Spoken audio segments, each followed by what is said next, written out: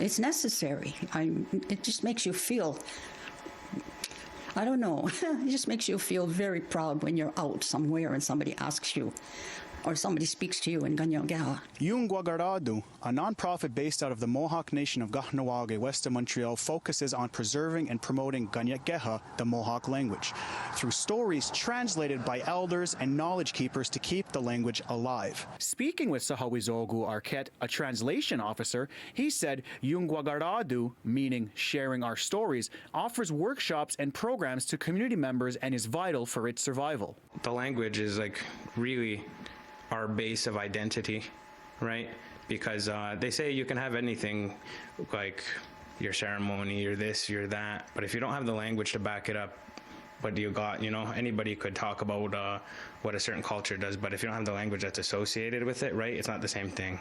So it's really the root of everything. Established in 2022, the project started as a weekly segment published in the community's paper, The Eastern Door.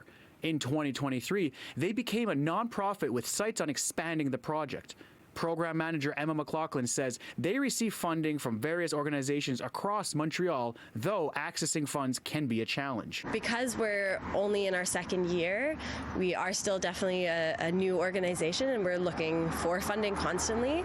McLaughlin says since she joined the project over a year ago, it is incredible to see the growth in participation with topics involving historic events in and around the community. We started off with about 10 elders that we were interviewing. Now we have, I'd say, about 45.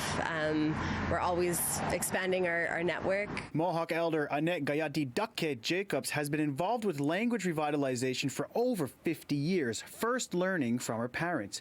She said it has exploded since then with youth language programs like Ionkwaká, Language Nest, and Ionkwaká. I was out for breakfast this morning, and there was a whole table of these people from Ionkwaká speaking Mohawk, and that's mothers and children and the animators. And it was like heaven. It was so nice to hear. Like Jacobs, Arquette became a knowledge bank resource, saying it was his calling and purpose to become an educator.